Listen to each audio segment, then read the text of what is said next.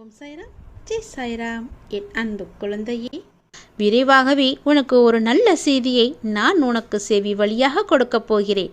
அதை கேட்டதும் எனக்காக ஒரே ஒரு தீபம் ஏற்று. உன்னுடைய வீட்டில் வானளவில் உள்ள ஆழம்தான் இந்த உலகம். இந்த மேகங்கள் போலத்தான் வாழ்க்கையும். அதில் வாழ்க்கையை நெறிகளுடன் கூடிய வாழ்க்கையாய் பார்த்து வாழ்பவர்கள் மிக குறைவு.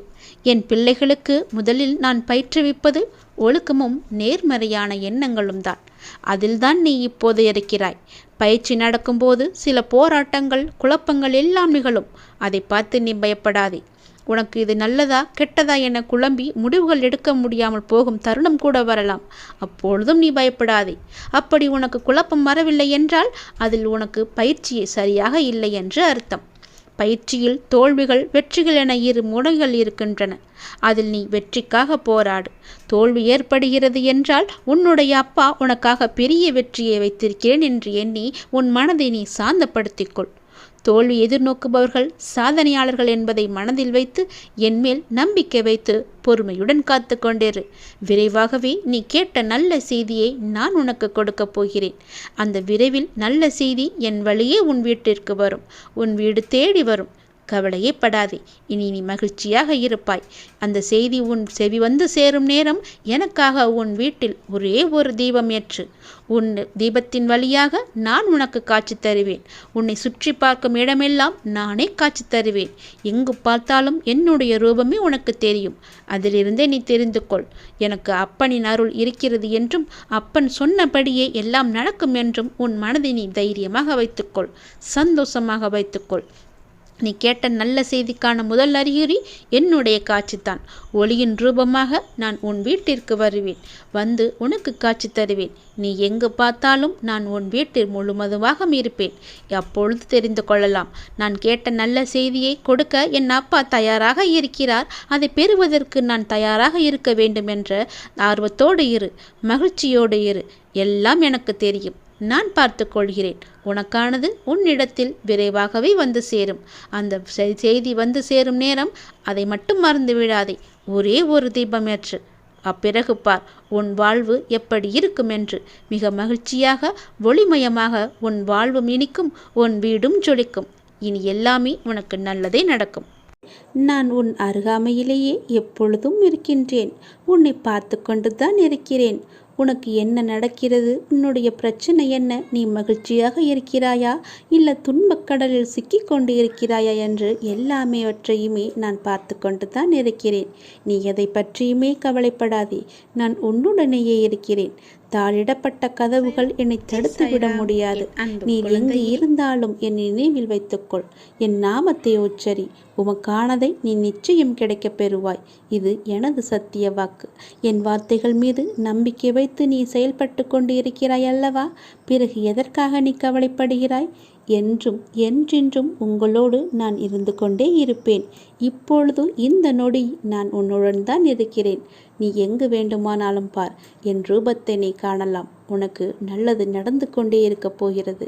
எனது அருளும் ஆசையில் யாரும் ஒன்றுதான். எனது பக்தர்களை பிரித்து பார்க்காதவன் நான். நம்பிக்கை பொறுமையுடன் அமைதி காத்து கொண்டிரு. என் பக்தனுக்கு எல்லாமே சாத்தியமாகும். நல்லதே நடக்கும். எனது அன்பு குழந்தையே, நீங்கள் கடந்து வரும் பயணத்தில் கடைசி நிமிடத்திலும் பொறுமையையும் புத்திசாலித்தனமும் தைரியமும் இருந்தால் எப்படிப்பட்ட துன்பத்தையும் எளிதாக நீங்கள் கடந்து விடலாம். காலச்சக்கரமானது சுழன்று கொண்டே இருக்கிறது.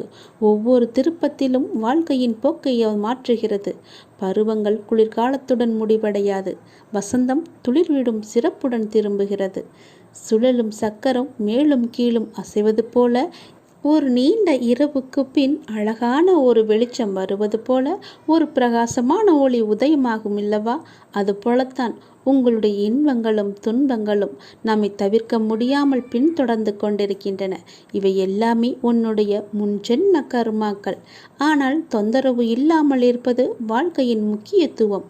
உண்மையை அறிந்து கொள்ளுங்கள். எதுவாக இருந்தாலும் அப்பாவின் பாதங்களை நீங்கள் சரணடைந்து விடுங்கள்.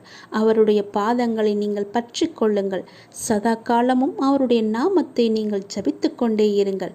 உங்களுக்கு வேறு எந்த பிரச்சனையும் வராது, எந்த கஷ்டமும் உங்களை நெருங்காது. காலம் கடந்தும் ஆட்சி செய்யும் இறைவனின் முழுமையை நீங்கள் அடைய முற்பட வேண்டும். அப்போதுதான் உங்களுக்கு வந்த கஷ்டங்கள் எல்லாம், துன்பங்கள் எல்லாம் காணாமல் போய் நிம்மதி கிடைக்கும், மகிழ்ச்சி நிலைத்து நிற்கும். அவருடைய நாமத்தை நேரம் கிடைக்கும் போதெல்லாம் ஜபித்து கொண்டே இருங்கள். உன்னுடைய முன் ஜென்ம கர்மாக்களை எல்லாம் அழிப்பதற்கு என்னுடைய நாமம் ஒன்றே, என்னுடைய திரு நாமம் ஒன்றே உனக்கு சிறப்பான மருந்தாக இருக்கும். வந்த இடம் தெரியாமல் ஓடுவதற்கு, உன்னுடைய கர்மா வந்த இடம் தெரியாமல் ஓடுவதற்கு என்னுடைய நாமத்தை நீ ஜபித்து கொண்டே இரு. இடைவிடாது ஜபித்து கொண்டே இரு. நாம் கடவுளிடம் எது வேண்டுமானாலும் அவர் அமைதியாக இருப்பதற்கு காரணம் இருக்கும். நீங்கள் கடவுளிடம் பேசுவதை மட்டும் நிறுத்திவிடாதீர்கள். இறைவனிடம் நீங்கள் பேசுங்கள். இறைவனிடம் பேசும் வார்த்தைகள் மிகவுமே வலிமையானவை. இறைவனிடம் திரும்ப திரும்ப ஒரு விஷயத்தையே சொல்லும்போது அது கண்டிப்பாக நிறைவேறியே தீரும். இறைவனிடம் நீங்கள் கேட்கும் ஒவ்வொன்றையும் அவர்கள் கவனித்து கொண்டு தான் இருக்கிறார். உங்கள் பிரார்த்தனைகள் கண்டிப்பாக ஒரு நாள் நிறைவேற்றப்படும். அவருடன் பேசுவதை மட்டும் நிறுத்திவிடாதீர்கள். ஒரு விஷயம் நமக்கு நடக்க வேண்டும் என்றால் இறைவனிடம் முறையிட்டு கொண்டே இருங்கள். இது நடந்தே ஆக வேண்டும், இதை சரி செய்யுங்கள் அப்பா என்று சொல்லிக் கொண்டே இருங்கள். நிச்சயமாகவே அவர் உங்கள் பிரார்த்தனையை நிறைவேற்றி தருவார்.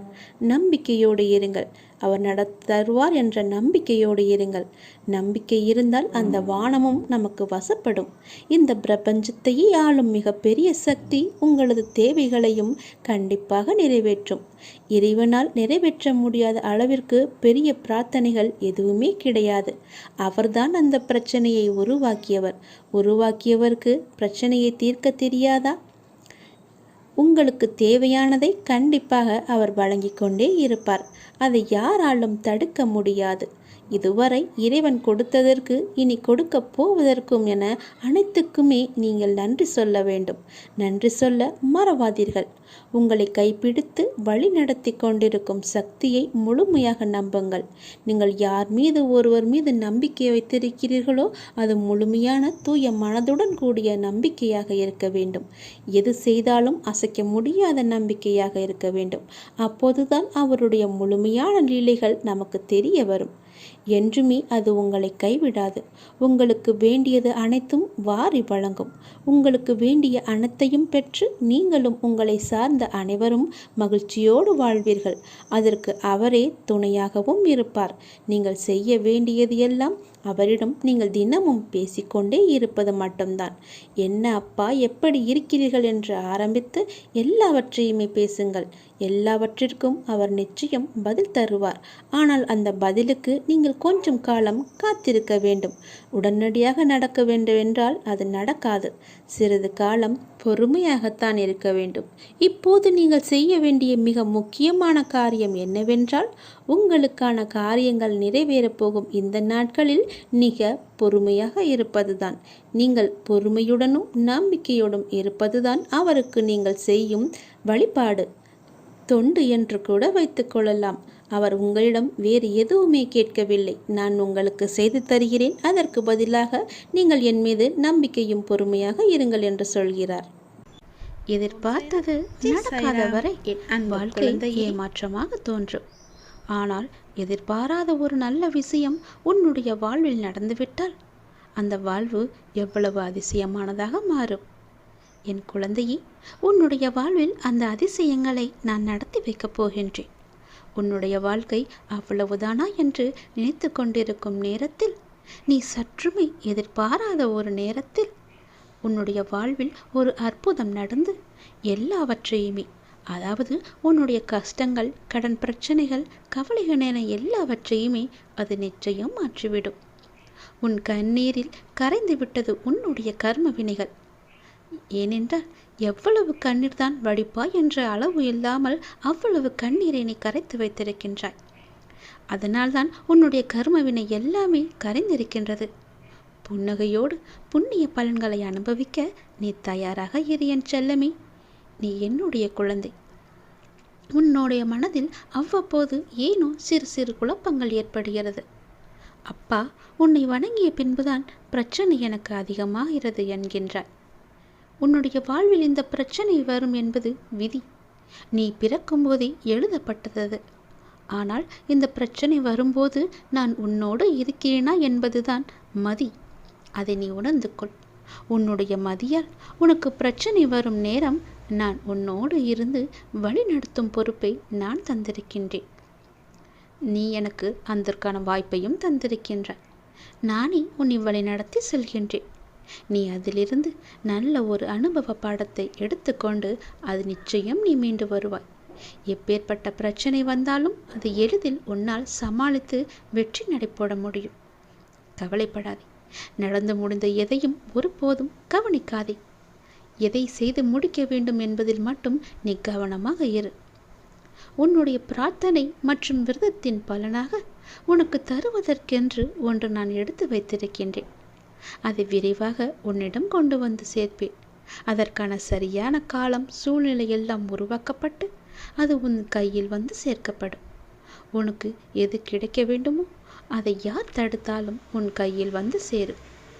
உன்னுடைய விரத காலங்களில் முன்பை விட இப்பொழுது நல்ல முறையிலேயே உன்னோடு நான் இருப்பதை நீ நிச்சயம் உணர்ந்திருப்பாய். உன்னுடைய எதிர்காலம் பற்றி உன்னுடைய மனதில் அவ்வப்போது சிறு கவலை தோன்றுகிறதல்லவா? அந்த கவலையெல்லாம் இனி கிடையவே கிடையாது. உன் வாழ்க்கை செம்மை பெறப்போகிறது. நடந்து முடிந்ததை பற்றி நினைக்காதே. இனி நடக்கப் போவது உனக்கு நல்லதாகவே இருக்கப் போகிறது. அதில் நீ கவனத்தை செலுத்து. நல்ல மாற்றங்களை நான் தருகிறேன். நல்லது நடக்கும்.